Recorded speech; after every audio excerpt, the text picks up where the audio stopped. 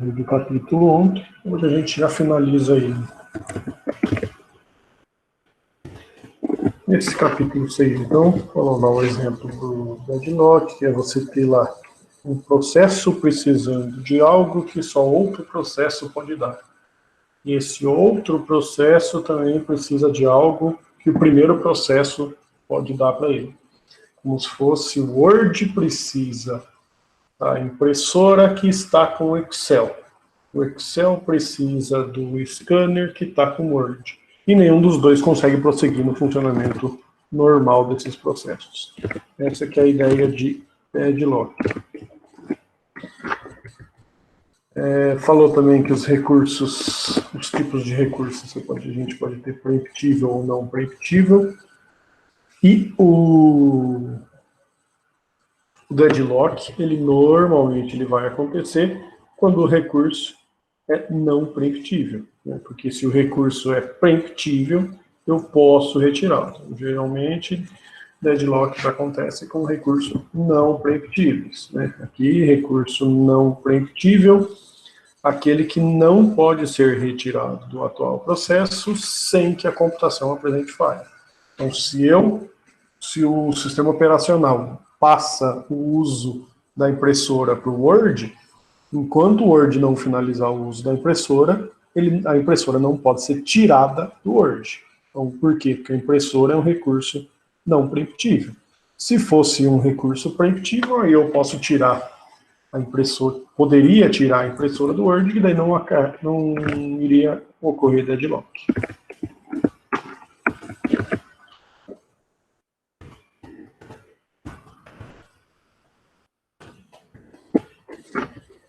Aí, falou lá do conceito aqui do deadlock, né, uma definição mais formal, que é um conjunto de processos. Então, eu usei o exemplo aí de estar 2 processos, mas você pode ter 50 processos, né? Depende da quantidade de processos que você tiver.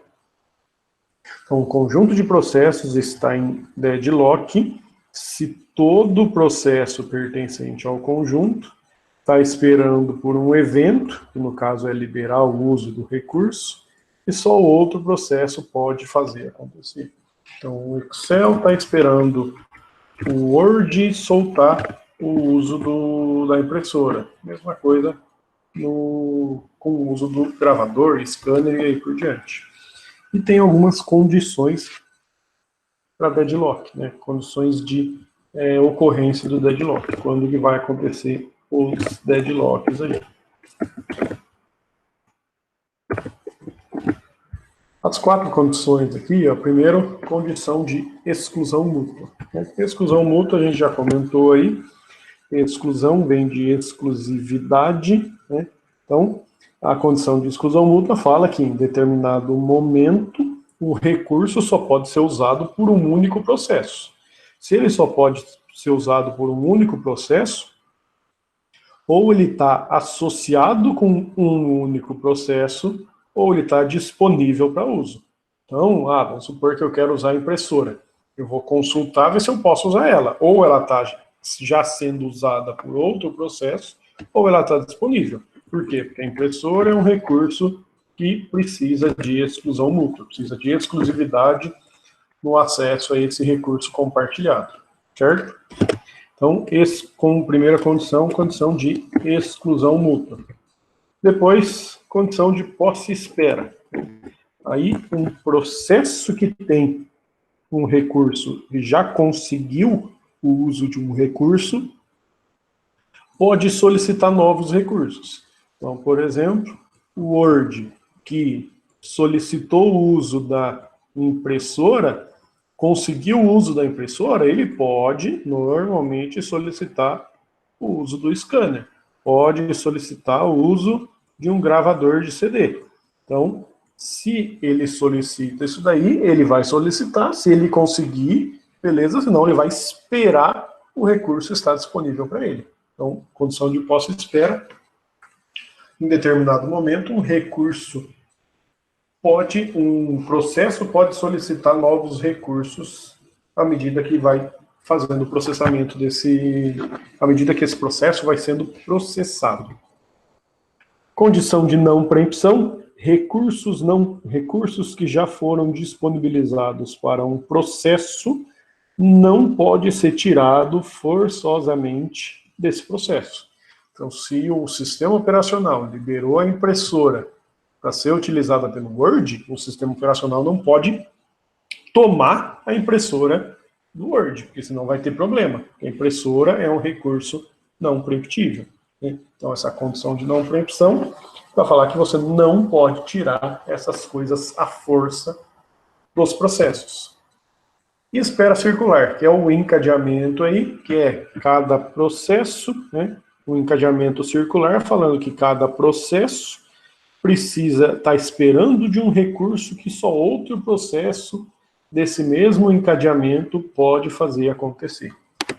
Que daí, para visualizar isso daí, é mais fácil pensar na modelagem de deadlock, que é usado grafos para fazer essa modelagem, onde a gente tem que processos são círculos e recursos são quadrados. Então, quando eu faço essa primeira representação aqui, o A é um processo, né? O A requisita o recurso R. Se o A requisita o recurso R, eu vou ver se o recurso R está disponível. Se o recurso R está disponível e o A requisitou, eu vou traçar uma reta aqui de um quadrado para o processo A, para indicar que o processo está de posse do recurso. Então, essa primeira representação aqui fala que o processo A está usando o recurso, está de posse do recurso, nesse caso, o recurso R. Então, uma seta de um quadrado para um círculo representa aqui, uma seta de um quadrado para um círculo representa que o recurso está sendo utilizado pelo processo. Uma seta de um círculo para um quadrado, ou seja, de um processo para um recurso, indica que o processo está requisitando um recurso. Então, por exemplo, nesse caso, o B está requisitando o uso do recurso S. O recurso S provavelmente aqui não está mostrando, né? Mas quando ele requisita é porque o S já está sendo utilizado por outro processo.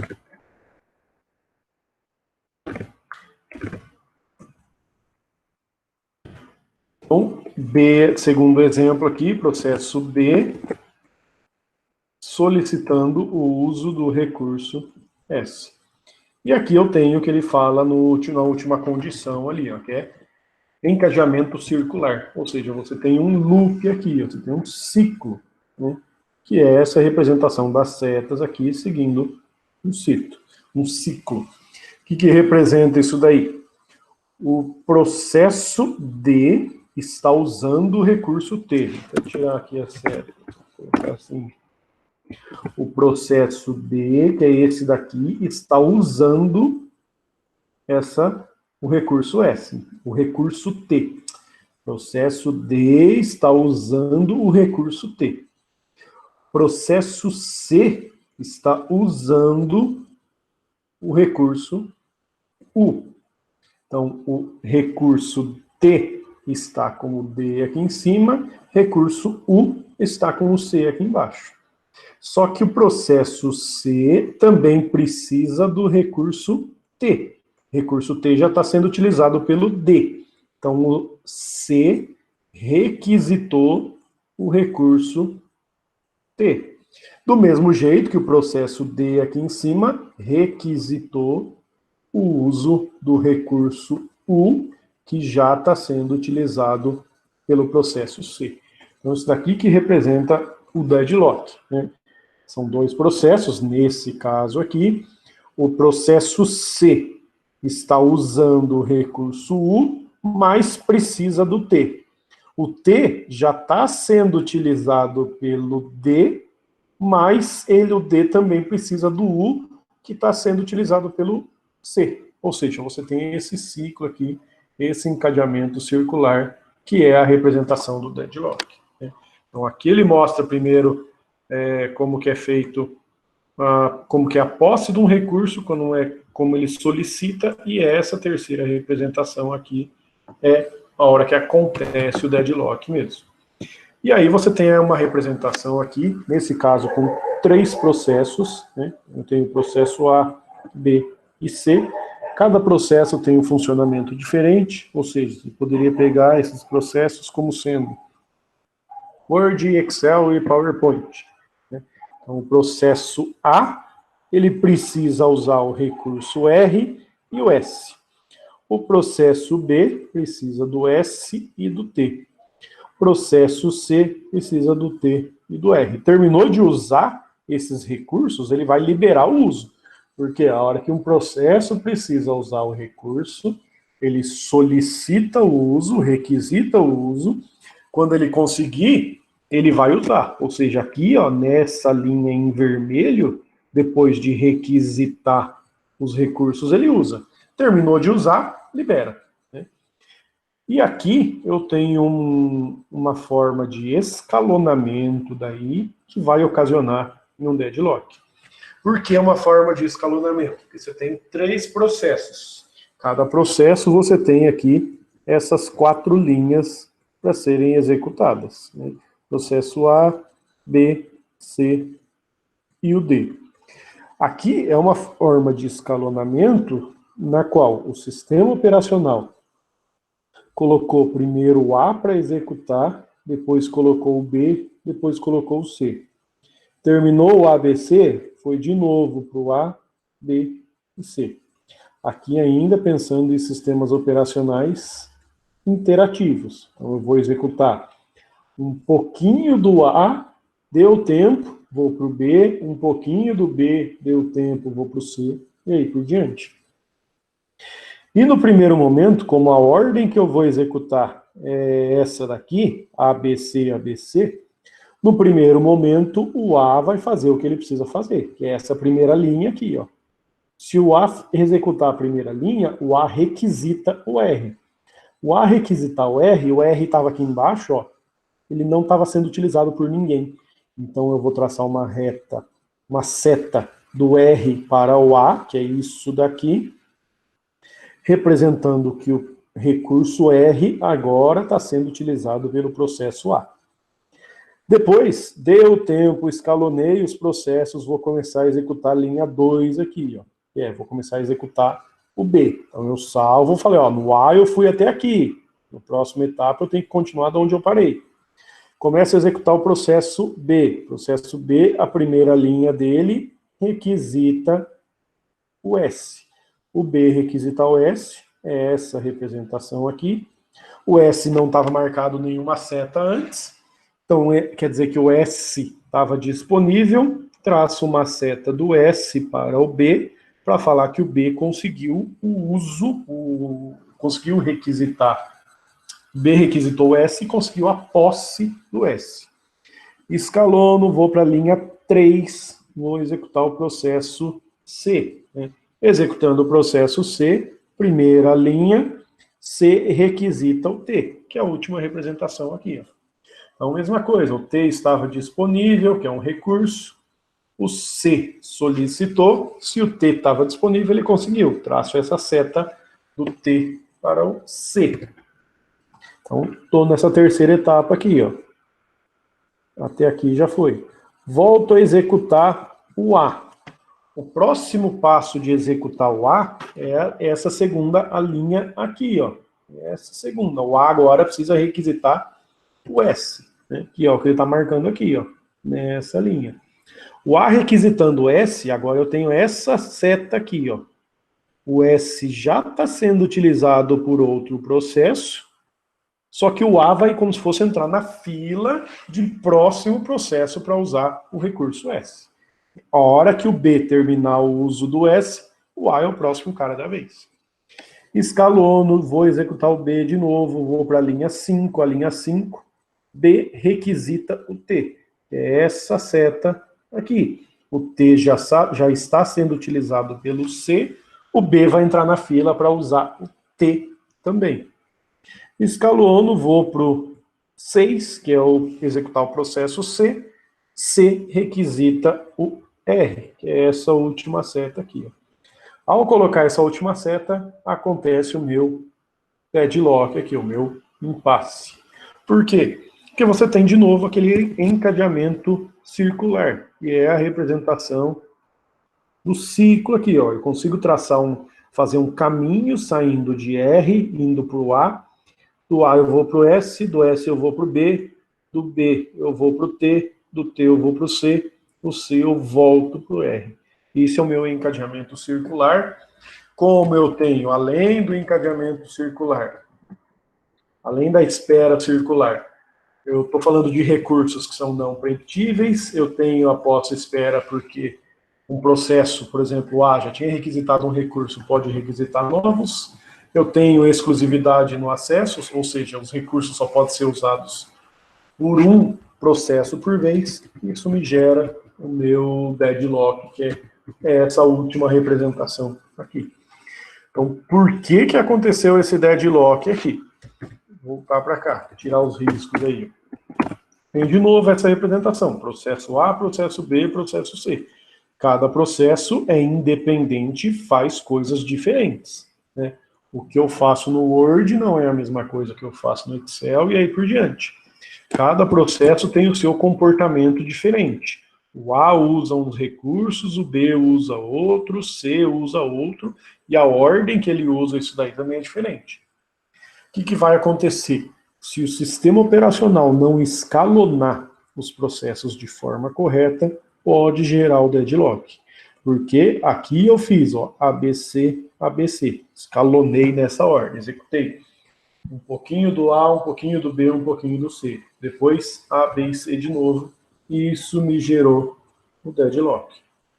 Se o sistema operacional escalonar os processos de forma diferente, fizer nesse caso aqui, ó, AC, AC e A de novo, não acontece o deadlock.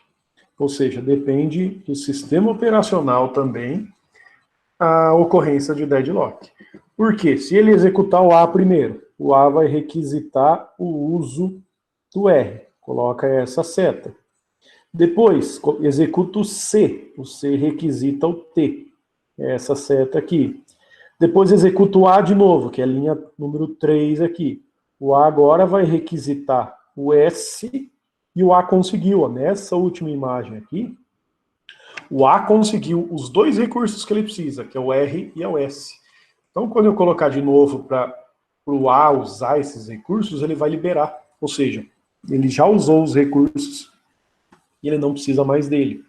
Volto a executar o C, coloco essa seta aqui, ó, falando que quando A liberar o C, quando A liberar o R, que é esse, o C vai entrar na fila. O A liberou o R, ó, que é essa representação 5 aqui, ó. Tirei essa seta do A para o R, a seta vem agora para o C. O C agora já está de posse, ó, nessa representação aqui. O C já está de posse do T e do R, que são os dois recursos que ele precisa. Ou seja, o sistema operacional escalonou esses processos de forma diferente para não acontecer o deadlock.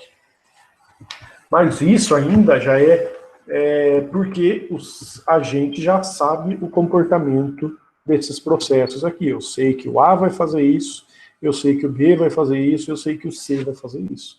Mas nem sempre a gente consegue saber esse tipo de coisa. Aqui a gente já tem o comportamento dos processos, que são essas coisas aqui, a gente já consegue fazer um escalonamento que não deixa acontecer o deadlock. Só que pensa que esse A é o processo do Word.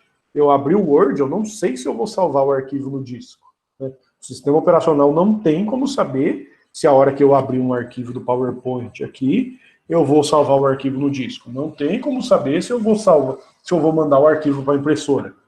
Então, o sistema operacional não sabe esse comportamento aqui, né? Aí que fica mais difícil de gerenciar o deadlock, né?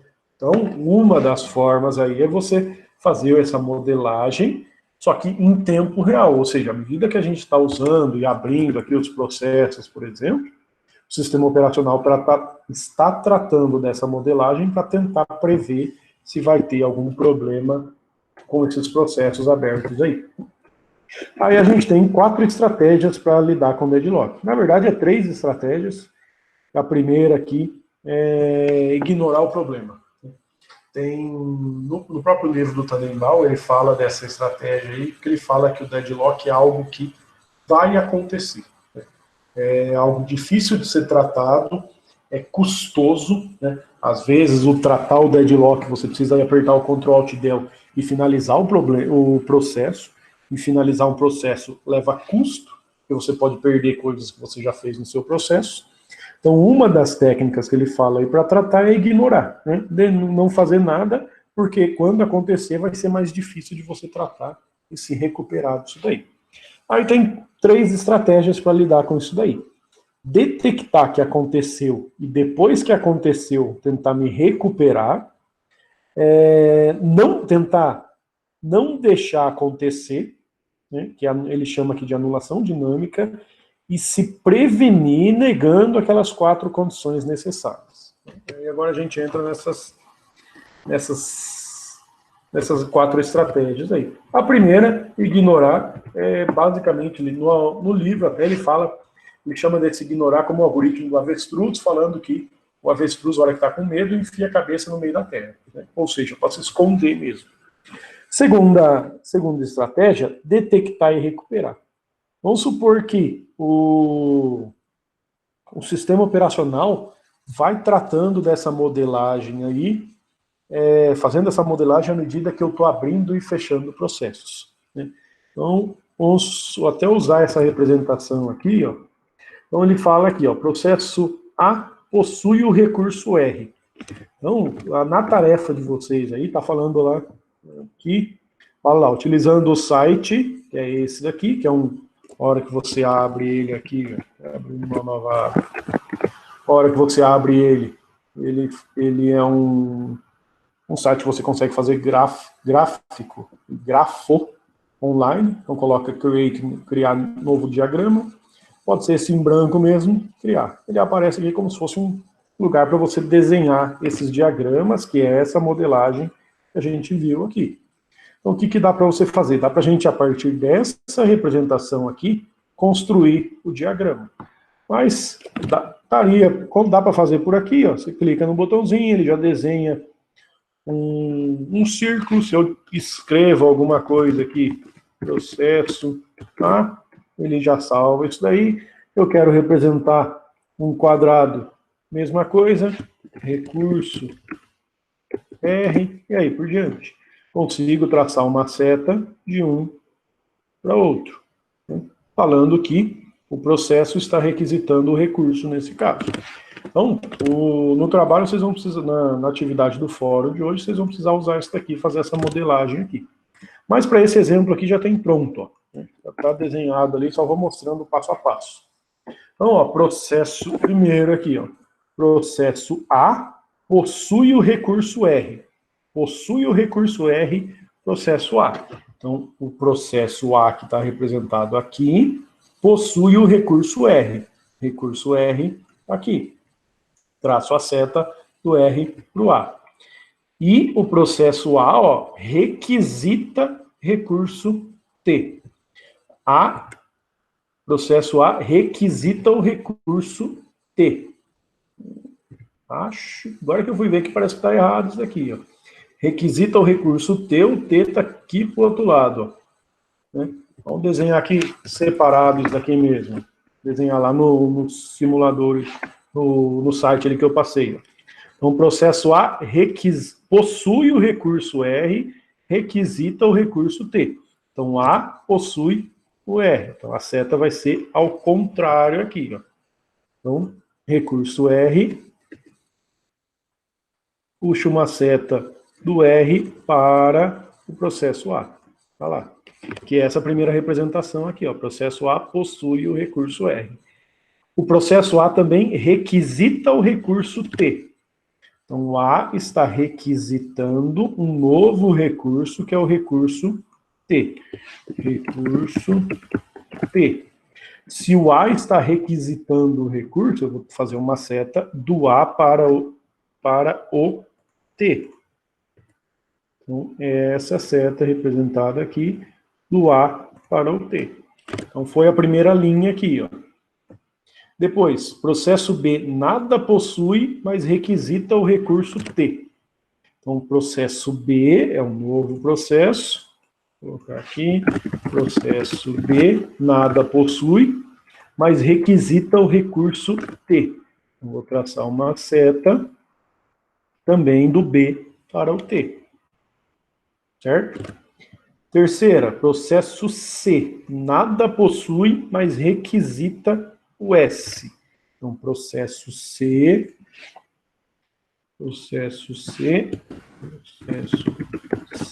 nada possui, mas requisita o recurso S. Então, é um novo recurso. Recurso S, processo C, nada possui, mas requisita o recurso S. Seta do C para o S.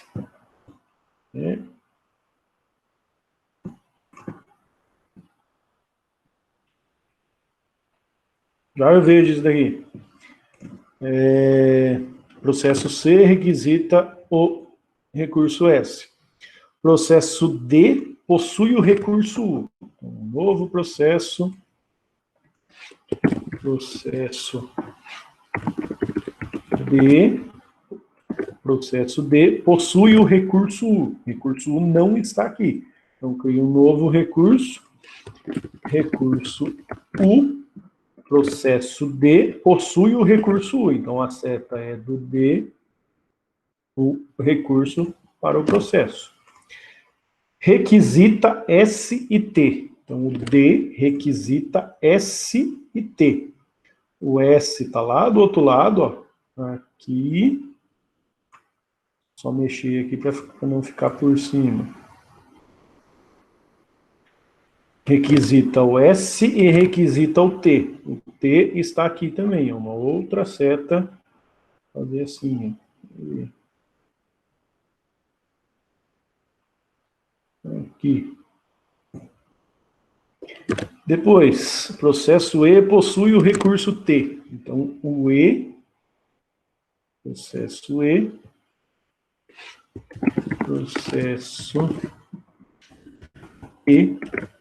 possui o recurso T. Então, uma seta do T para o E. Além disso, requisita o V. Um novo recurso. Recurso V. Processo E requisita o recurso V. Então, uma seta do E para o V. F possui o recurso W. Então, processo F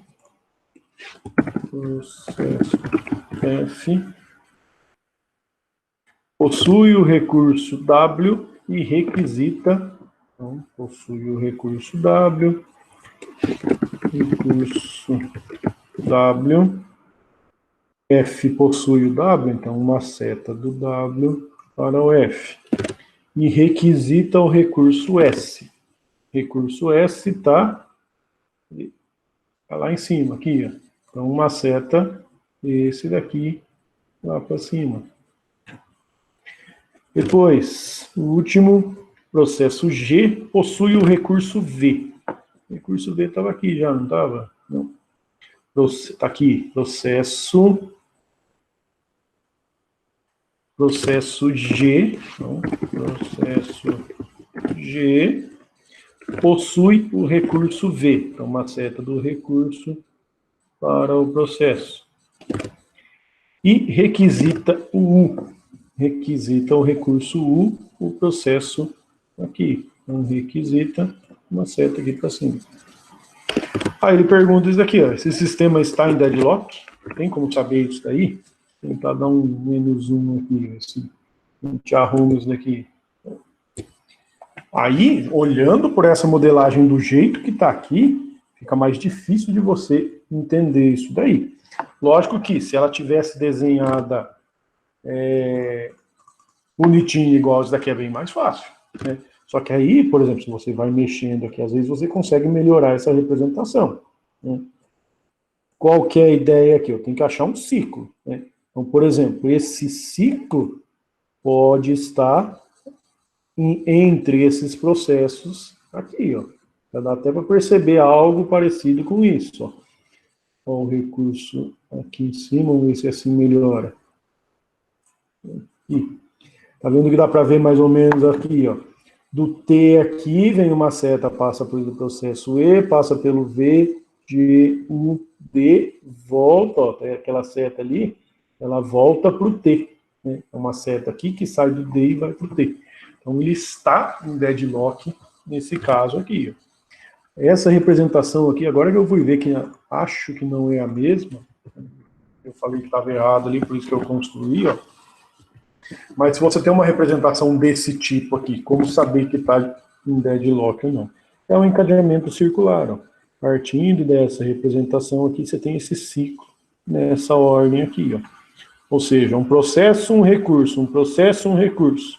Então, ó, um processo, um recurso, um processo, um recurso, um processo, um recurso. O processo aqui, vamos pegar em amarelo. O processo D precisa do recurso T. O processo E precisa do recurso V. E o processo G precisa do recurso U. Então, você tem esse encadeamento aí que gera deadlock aqui. Nessa segunda representação, nessa segunda estratégia, está falando aqui de estratégias para lidar com deadlock. Essa segunda estratégia fala para detectar e recuperar. Para detectar é fazer essa modelagem. À medida que o processo vai solicitando um recurso e obtendo, o sistema operacional pode construir essa modelagem. Construiu essa modelagem, viu que eu tenho um ciclo aqui, detectei o deadlock. Detectei, agora eu tenho que ter um jeito para tratar. Porque ele fala, ó, processo D, E e G, que são os três aqui, ó, D, E e G, estão em situação de deadlock. Os outros não estão sofrendo. Para a gente olhar aquela representação gráfica ali, é fácil. Né? Só que para o sistema operacional fazer isso daí, dá um pouquinho mais de trabalho, porque às vezes você vai ter lá, se você tem 80, 90 processos rodando no seu sistema operacional, isso daí fica mais confuso. Né? Aí os jeitos de fazer isso daí, tem essas três possibilidades. Primeiro, a preempção, né, que é tirar o recurso de um processo. Então, por exemplo, lá naquela primeira representação, que eu tinha lá um deadlock mais simples com dois aqui. Então, processo A e processo B. Colocar aqui um recurso R e um recurso S. Bem mais simples. Aí o S está sendo utilizado pelo A, o R está sendo utilizado pelo B. O processo A solicitou o uso do R, mas o R já está sendo utilizado para o B. O processo B solicitou o uso do S, mas o S já está sendo utilizado pelo A. Então, aconteceu o deadlock. Se eu já detectei por essa modelagem que aconteceu, se recuperar por meio da preempção é pegar esse recurso, vou colocar em amarelo aqui, pegar esse recurso que já está associado com o A e tirar, como se fosse finalizar um recurso. Né? Igual a gente finaliza processo, Ctrl+Alt+D ao finalizar um processo, esse se recuperar por meio de preempção é finalizar um recurso, é excluir esse recurso da modelagem, vai sumir essa seta, aí a hora que ele entrar eu coloco o S associado ao B. Ou seja, o A não vai mais estar usando o S. Aí, se o B usar o S, eu consigo continuar no meu processamento. Isso é se recuperar por meio da preempção. Vai dar problema do mesmo jeito. Né? Mas é uma possibilidade do que pode acontecer. Se recuperar por meio de retrocesso. Aí é coisa que vocês conhecem, ó, checkpoint. Né? O que é um checkpoint? Está num jogo, você passou pelo checkpoint, ele salva até a hora que você passa no checkpoint. Se lá na frente você morrer, você volta para o checkpoint. Que é essa representação aqui, ó. Tem que desenhar de novo mesmo. Colocar só as representações bolinha ou círculo. Né? Então, uma seta de um quadrado por um círculo, depois um quadrado para um círculo. Depois, uma de um círculo para cá, e a última aqui. Só que se nesse ponto, antes de colocar essa última seta aqui, ó, que vai dar o deadlock, se antes de acontecer o deadlock, ele salvou isso daí num checkpoint, se a hora que acontece o deadlock, que é eu colocar essa seta, olha, o deadlock seria você morrer. Aconteceu o deadlock, você morreu. Você tem que voltar para o checkpoint, que é eliminar essa seta aqui, ó, que é onde você salvou o seu checkpoint. Então isso é um retrocesso, é voltar em um ponto onde estava seguro. O deadlock é algo que acontece e dá problema. O checkpoint você vai fazer em um momento que você está seguro que não aconteceu problema ainda. E o terceiro tipo de se recuperar, eliminar processos. Ctrl Alt Del, selecionar o processo que deu problema, finalizar esse processo. Só que mesma coisa, você pode ter problema ao fazer essas três coisas. Todas essas estratégias para tratar de deadlock que fala aqui, apresentam problemas porque não tem um modo 100% eficiente de você tratar deadlock. Então, se recuperar por meio de preempção, que é tirar o recurso, por meio de retrocesso, que é o checkpoint, e eliminar o processo, que é finalizar o processo. Ainda, terceiro método, estratégia para lidar, evitar deadlock, né? Aí é como se o sistema operacional ajudasse você a fazer o processamento. Então, como se fosse, você está abrindo programas, os programas estão requisitando recurso e aí por diante. Esse evitando deadlocks, o sistema operacional vai funcionar como se fosse, vai avisar você, ó, daqui para frente pode acontecer deadlock. Ele chama isso daí de estados seguros e estados inseguros. Então, como se fosse, você está abrindo programas, esses programas estão usando recursos, enquanto não tem problema, o sistema operacional não vai falar nada. Ao fazer alguma operação que pode lá na frente gerar um possível deadlock, o sistema operacional vai tratar isso daí como sendo um estado inseguro. Ele pode avisar para você, ó, você está alcançando um estado inseguro e daqui para frente pode acontecer de você perder a informação que você está fazendo nesses processos, né? Então ele tenta fazer isso daí para evitar de acontecer os deadlocks, né? Diferente do outro aqui deixa o deadlock acontecer, detecta que aconteceu e se recupera. Aqui não, aqui eu tento não deixar acontecer. E a última estratégia, que aí é se prevenir, né? Lá no começo aqui ele falava das 4 condições necessárias para o deadlock. Vou voltar para cá. E são, olha lá, ó, exclusão mútua, posse espera, não preempção e espera circular. Se eu atacar essas 4 condições, eu garanto que não vai acontecer. Essas 4 condições são condições boas para que a gente tenha um funcionamento efetivo do meu sistema operacional. Se eu atacar essas condições, pode ser que o sistema operacional não funcione de modo que eu quero. Então, atacar essas condições é essa 4ª estratégia aí, ó, que é se prevenir, né? Para atacar a condição de exclusão mútua, seria a condição de exclusão mútua fala que um recurso só pode ser utilizado por um processo por vez. Atacar essa condição de exclusão mútua é falar que um recurso pode estar associado a mais de um processo por vez. Imagina no caso da impressora, né? A impressora está sendo utilizada pelo Word, pelo Excel e pelo PowerPoint ao mesmo tempo, né? Você não vai saber quem que vai imprimir um documento, né? Porque se os 3 estão utilizando isso daí ao mesmo tempo, você pode ter problema. Mas você garante que não vai acontecer o deadlock. Lógico que se deixar a impressora ser utilizada por mais de um processo também te gera problema, mas é um jeito de prevenir do deadlock. Atacar a condição de posse-espera. Condição de posse-espera fala que se eu já solicitei um recurso, eu posso solicitar novos. Isso daqui ele fala, seria como se, ao abrir o Word tem que falar qual recurso que ele vai usar. Só que, mesma coisa, eu não sei se eu vou usar a impressora, eu não sei se eu vou usar o disco a hora que eu abro um PowerPoint, um Excel e aí por diante. Então, seria, ao abrir o processo, ele teria que requisitar todos os recursos que ele pode usar. Isso daí vai acabar gerando que, ao abrir o Word vai requisitar todos os recursos disponíveis que ele pode precisar desses recursos. Então, resolve um problema, mas acaba gerando outro problema também. Atacar a condição de não preempção, né? Aqui é falar que o recurso pode ser tirado de um processo à força.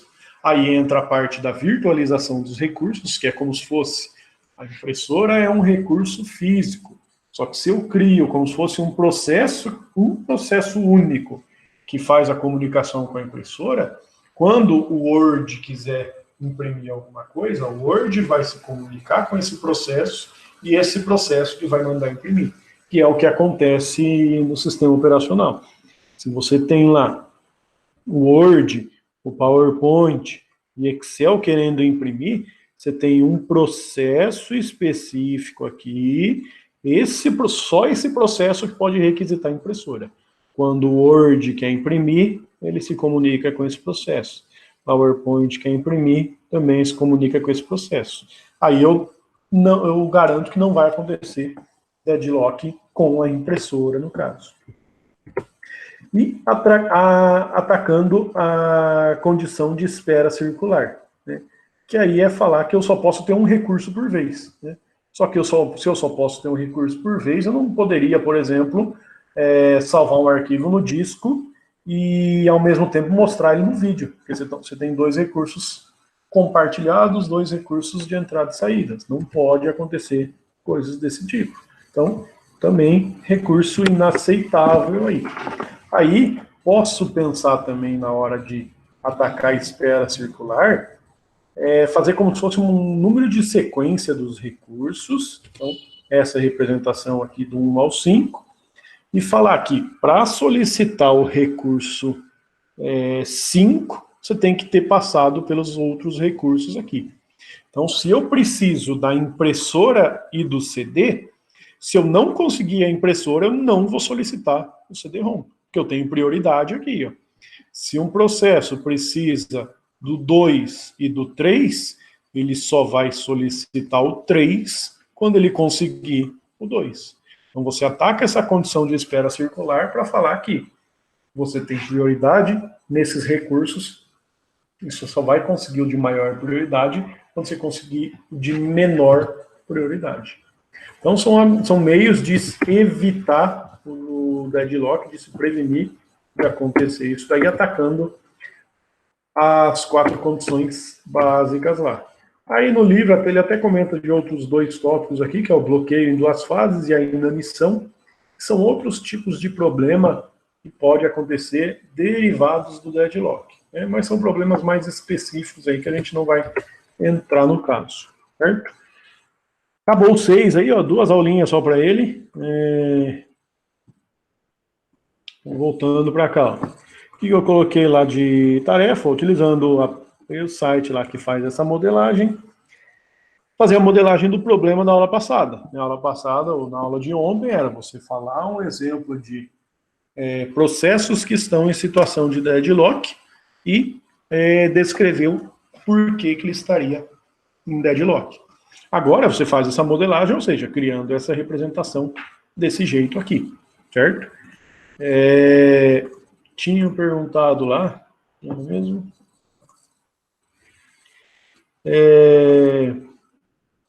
Deixa eu ver, pode ser imagem aqui, né? Imagem, JPG ou qualquer formato aqui.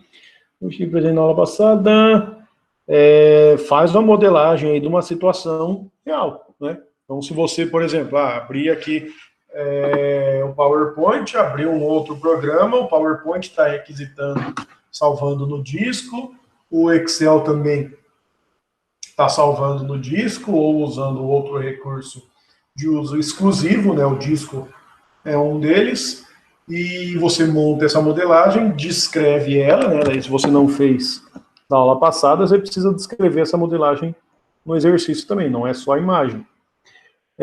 Descreve essa modelagem e posta o desenho da imagem lá. Certo? Representar isso daí usando esse site aqui para criar esses diagramas online ali. É o mais fácil para mexer mesmo. Se vocês conhecem outros, pode usar outro, né? Só desenhar. Até no Word e PowerPoint eles conseguem fazer isso daí. Agora a atividade é um dia, né? Até amanhã, 11h59. Aqui. Certo. Então, ó, qualquer coisa é só mandar lá no fórum. Aí, terminando de gravar aqui já, interromper, atualizo o link.